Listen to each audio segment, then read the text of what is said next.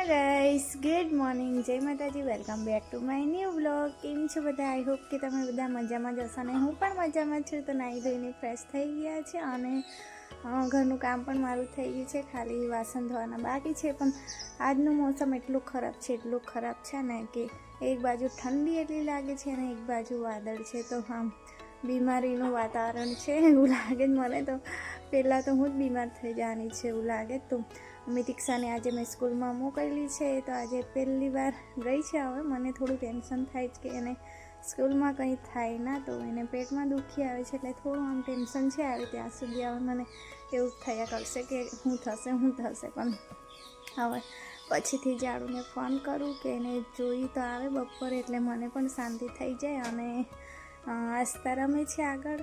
તો અત્યારે હું દાદીને જમવાનું આપવા ગઈ હતી, પણ આવીને બેઠી છું. કેમ કે મોસમ એટલું ખરાબ લાગે છે ને મને. એક તો નાક મારું બંધ થઈ ગયું છે. તો રાતે પંખો ચાલતો હતો અને ઓયડું નહીં ને એટલે શરદી જેવું લાગે છે મને. અને સવારમાં ઉઠીને જોયું તો એક બાજુ આટલી બધી ઠંડી ને એક બાજુ વાદળ છે. તો આજે તડકો ના નીકળે એવું લાગે છે. તો બિલકુલ પણ આજે મોસમ સારું નહીં લાગતું, એટલે મેં કીધું થોડી વાર બેસું. અને પછી એક ઢગલો વાસણ પડ્યા છે મારા, તો વાસણ ધોવાના છે. તો ચાલો તમે બધા વિડીયોના એન્ડ સુધી બન્યા રહેજો. અને વિડીયો ગમે તો લાઈક શેર કરવાનું ભૂલતા નહીં.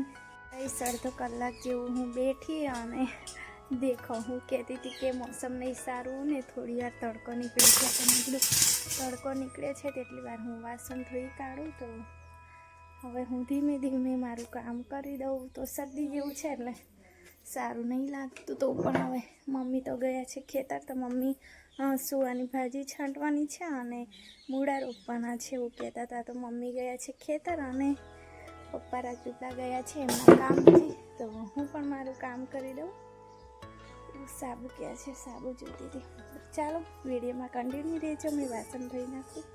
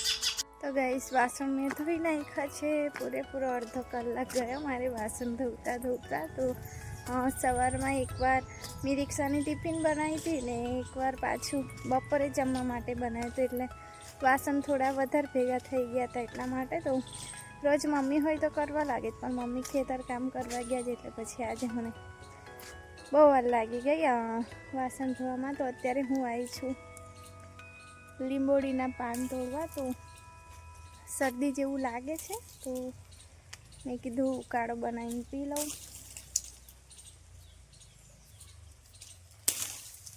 અને ઉત્તરાયણમાં જે મોસમ હોય ને, ઠંડી પણ લાગે અને પવન પણ બરોબર ફૂંકાય એવું આજે થાય છે. તો એક બાજુ ઠંડી છે, એક બાજુ વાદળ છે ને એક બાજુ પવન બહુ ચાલે. તો આજનું વાતાવરણ એવું છે.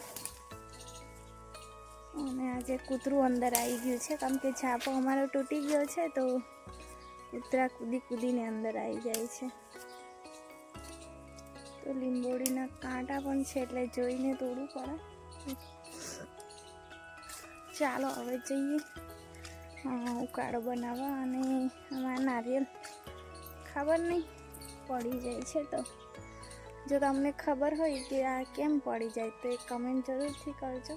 તો જેટલા પણ ફૂલ આવ્યા હતા, જેટલા નારિયેલ થયા હતા, આટલા થાય છે ને બધા ખરી પડે છે. તો કંઈ દવા જાણતા હોય તો કમેન્ટ કરીને કહેજો. તો લીંબોડીના પાન મેં તોડી દીધા છે. હવે પપૈયો પણ રસ્તામાં જોઈ ગયો છે ને, પણ હવે કંઈ નહીં, મમ્મી લોકોએ મોટો થવા દીધો છે એટલે થશે, ઉપર થઈ જશે એટલે પછી નીચેના પાન તોડી નાખીશું. હવે તુલસી માતાના થોડા પાન લઈ લીધું.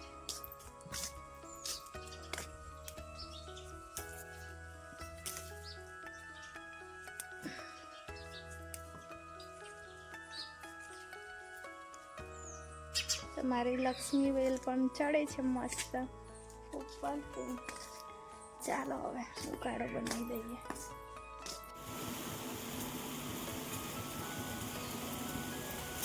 તો ગાઈસ ઉકાળો મારો બની ગયો છે અને મારે ચા પીવાની આ ફેવરેટ જગ્યા છે. તો જ્યારે અમે પોલીસ લાઇનમાં રહેતા હતા ને ત્યારે બહાર લોબીમાં પીતી હતી અને અહીંયા પીવું છે, એટલે કે ગામ આવીને મારી આ ફેવરેટ જગ્યા છે. તો મસ્ત એવી ગરમ ગરમ ચા અને બહાર મસ્ત આવો નજારો ગામડાનો મસ્ત. તો ગાઈસ ગામડાનું એટલું મસ્ત વાતાવરણ હોય ને, હાથમાં ગરમ ગરમ ચા, ચારે બાજુ અલગ અલગ પક્ષીનો અવાજ, મસ્ત એવું.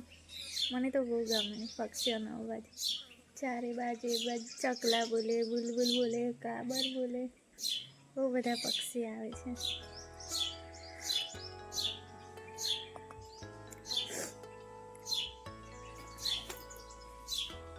તો મારે રસોડું પણ ધોવાનું છે, પણ ઠંડા પાણીને અડવાની ઈચ્છા નહીં થતી આજે. પણ એકવાર મમ્મી આવી જાય પછી આસ્તાને રમાડે ને પછી હું સાફ કરી દઈશ.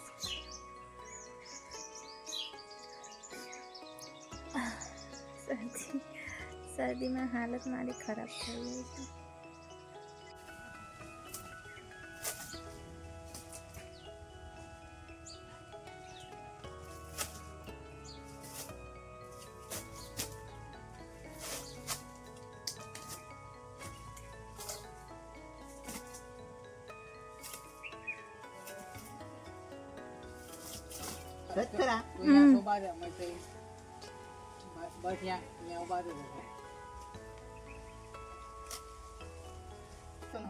ના રે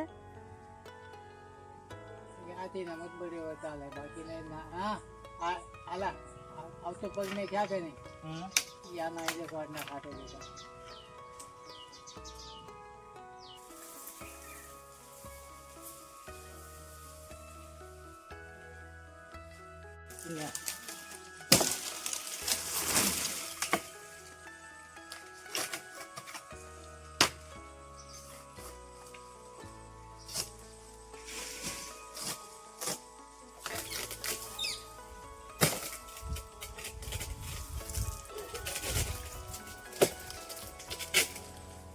કયો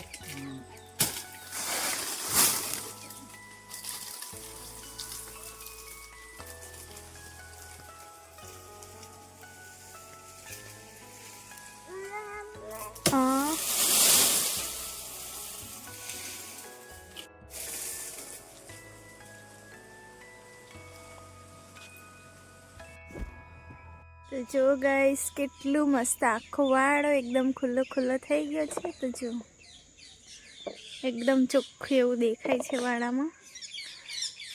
તો નારિયેળીના પાન કાપી નાખ્યા છે, જે નીચે આખા આવી ગયા હતા ને તે બધા. તો ચોખ્ખું દેખાય છે જો મસ્ત એવું.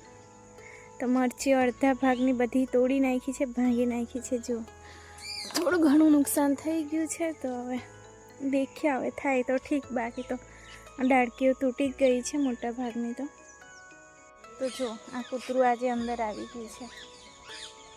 ગાઈસ હું આવી હતી કચરો નાખવા, તો લસણ ને આદું ફોયલું હતું મેં, તો તેના છોલટા નાખવા આવી હતી વાડામાં. તો વાડામાં નાખે છે, થોડું ઘણું કચરું ભેગું થાય એટલે મમ્મી પછી નાખી આવે છે ખેતર બાજુ. તો જમવાનું મારું બને છે, ભાત મૂકી દીધો છે. આજે બેસવા માર્યા ને ભાજી સાફ કરતા હતા મમ્મી જોડે, તાંદેલાની ભાજીને એમ લાયા હતા મમ્મી. તો થોડું મોડું થઈ ગયું છે આજે કામ કરવામાં, એટલે ઉતાળથી કરવું પડશે. તો આસ્તા કાકા જોડે રમે છે, તો મારે હજુ કચરો વાળવાનું પણ બાકી રહી ગયો છે. 5 વાગી ગયા છે અને કચરો વાસણ બધું બાકી છે, તો હજુ કપડાં પણ નહીં લીધા.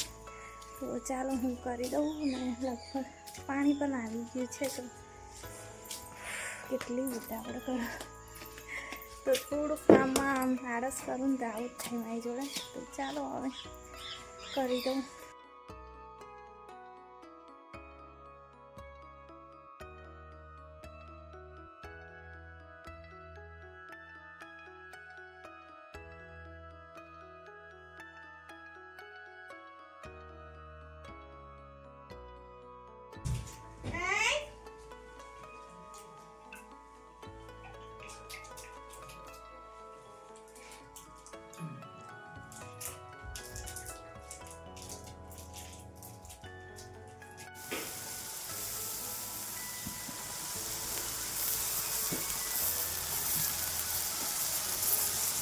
હેલો ગાઈસ, ગુડ મોર્નિંગ, જય માતાજી. તો વિડીયો ગઈકાલનો ચાલે છે, તો ગઈકાલે રાતે મેં વિડીયો નહીં કર્યો.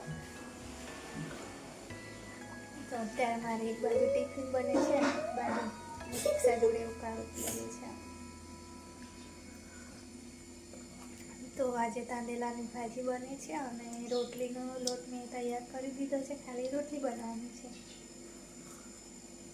સરખી પીલા પલાઠી વાળે મારા પર વેટ ચાલુ.